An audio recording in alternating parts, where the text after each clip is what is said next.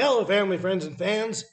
I'm Fletcher Roden, and this is Fletch Me Anything, a special 1 week run of the show that allows me to talk about just about anything.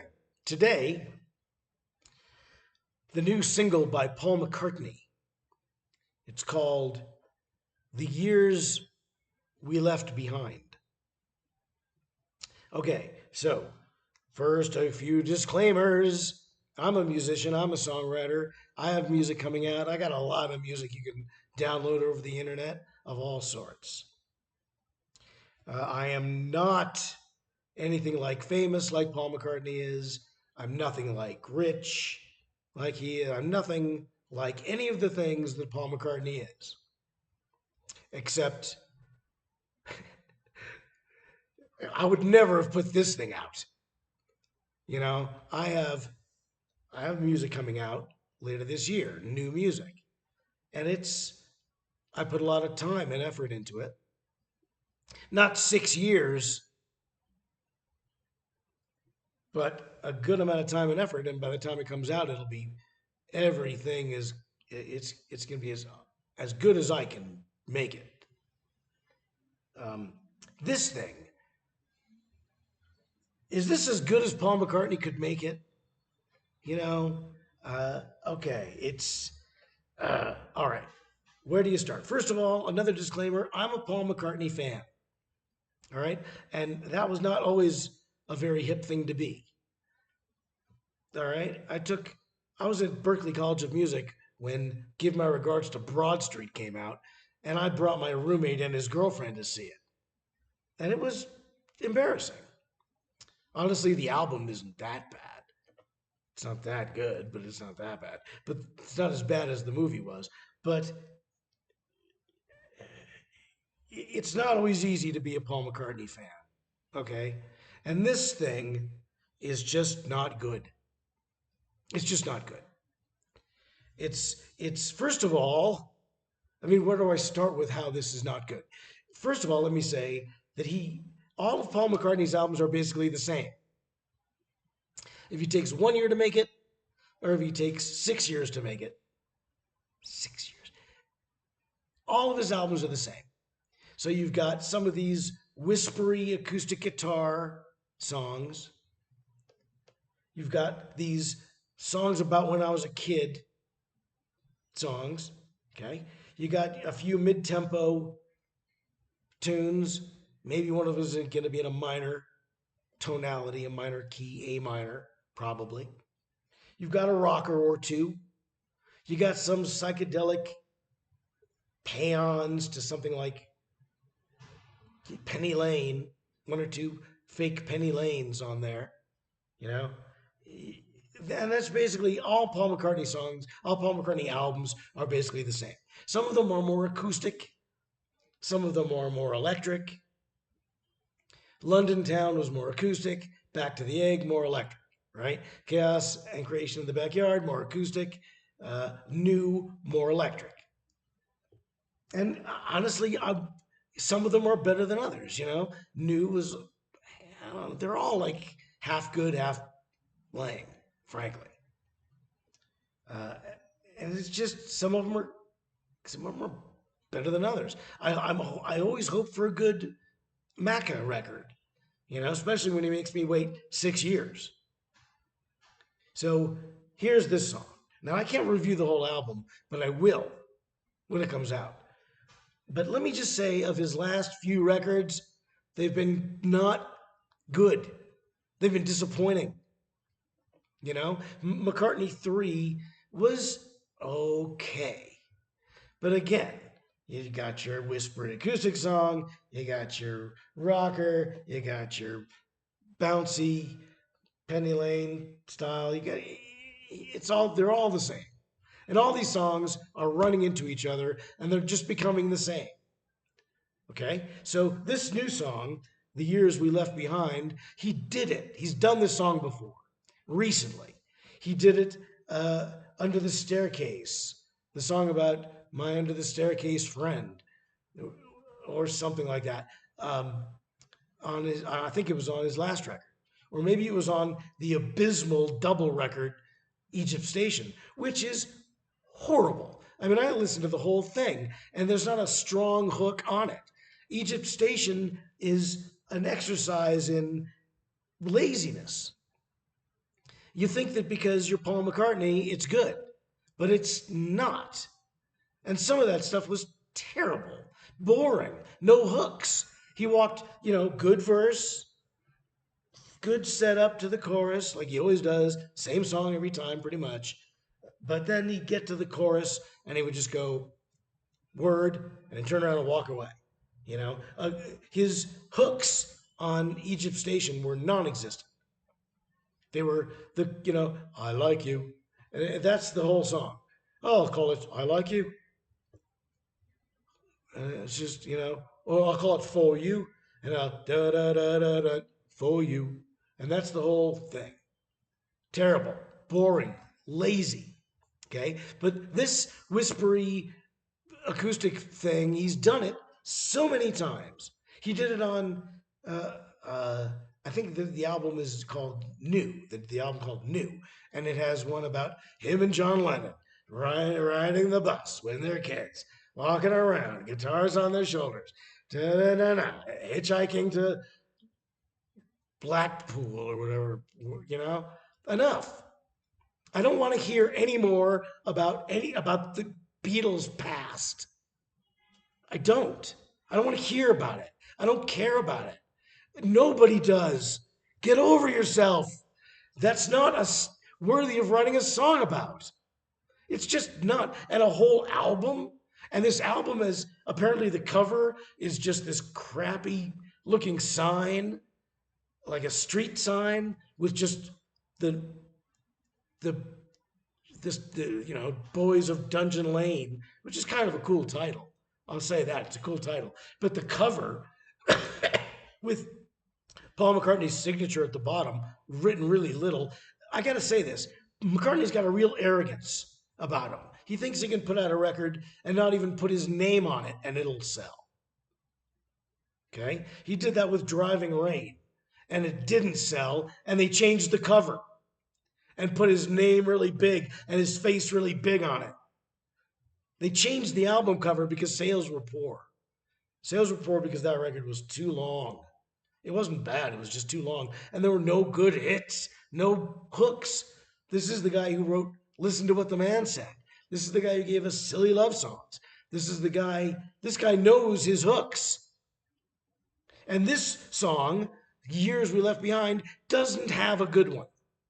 Okay? It's your classic verse, setup, chorus. It's very boring. It's very mild. The bridge only eight measures. It's a middle eight. You got to middle eight. Yeah, but it's just boring. It's so predictable. I heard this. I knew what was coming before it came. It didn't move me one bit. His voice sounds shot, and I don't care about his childhood. I don't care. I've heard enough of it. I know the stories. I know the stories. I don't want to hear them anymore. It's like McCartney is, look, and I'm a McCartney fan. So McCartney, I feel like, is the cool uncle who pops in for the holidays. Thanksgiving, is Uncle Paulie coming? He just might. Oh, cool. He's so lively and animated and cheerful and whimsical. But then, as you get older, and he comes and he's older, and he's doing the same old routine, and you got to think to yourself, was I just young? Or was he better? Is he getting old and I'm getting older too, and I'm maturing and he's sundowning? Also, let me just say this. Not only do I not care about his childhood, not only do I not want to hear the old stories over and over and over again, but there's no place. Why did he put this thing out as the single? As I mentioned, McCartney's album is going to be like all of his albums. There'll be the bouncy, there'll be the rocker, there'll be the mid-tempo A minor song, In the World Tonight. Da, da, da, da. There'll be all those things. So why on earth open with this thing? It's just not enough. There's no room in the charts. It shows that there's no room on the musical landscape for a song like this. There's just no room for it. Why would anyone listen to this? On the radio? It's crap for driving to. Okay? It's garbage for listening to by the pool on a summer day or whatever. I guess the idea is it's going to be a summer album, which is fine, but this is not a summer song. It's a dreary autumn song. And I just don't think dreary autumn songs have any place in the music. I mean, this guy's competing with whoever he's competing with, Adriana Grande. And she's not doing this kind of thing. Nobody is. Billy Joel isn't doing anything. Good for him. I'd rather he do nothing than turn in something like this. Now, I'm not saying there won't be good stuff on the McCartney album. I do like the title, and it could be a good album. It's going to be, there'll be a fake jet. There'll be the fake Band on the Run. There'll be the fake Mrs. Vanderbilt. He kind of is doing Band on the Run over and over and over and over again. Kind of. But they'll be all on there. And the lyrics are apparently all about his childhood. God, I just don't care. I'll tell Paul McCartney what people on YouTube tell me through their not watching of Fletch Me Anything. I don't care about you. I care about me. Talk to me about my life, not yours. Listen to what the man said. Wasn't anything about growing up in Liverpool. My God, Ringo started a whole record about this, as I recall. Liverpool 8 or something, because he was 8 when he got sick. I don't know. I didn't listen to it because I don't care. Honestly. I mean, you're Paul McCartney. You got skills. Use them. Talk to me about my life. How do you do that if you don't know me? It's quite simple. In the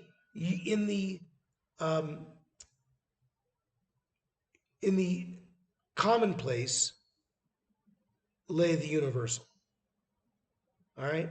So you can, in the specific, I think is what it is, in the specific lay the universal. So don't just talk to me specifically about knocking around Liverpool when you were 14. I don't care about it. You know, you'll have to do something more universal to reach me. Now, it's true, you got to be specific to be universal, but specifically, I don't care about your childhood. I don't care about it. I don't. They say write what you know. That's not true. Because then you'll do a bunch of albums just about being a Beatle. I don't care about it.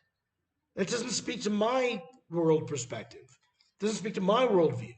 It speaks only of yours. Because that's what you're about, Paul McCartney. You. Stop. Stop. What about me? I'm the important one here. We all know your story. Nobody knows mine, which is fine. It's not really that great. But again, it's like, and why this for a single? Where's the rocker? Where's the fake Penny Lane? Where's the fake Gotta Get You Into My Life? There are several on this record. It's 14 tracks. 14 tracks, and apparently he started with 20, 21 or something. So they cut it down to 14, and this thing made the final cut? Come on. It's weak, it's lazy, it's boring, it's self-absorbed. And I can be tough on McCartney because I was always good to him. I've been good to him for a long time. But when you're wrong, you're wrong. When you're if you're bored, you're boring. Except I'm not boring. This song is boring. And I guess this episode of Fletch Me Anything is getting boring too. So I'll let it go at that. I give it a big shikoink. Not impressed. So I hope for better. I hope the rest of the record is better than this. we'll have to wait until May 29th or something to find out. And around that time, my new record's coming out too, so you can compare the two, see what I'm talking about. I'll stand up against Macca any day. I don't think I'm better than him, but I think my new record is going to be better than his. That's at least judging by this new single.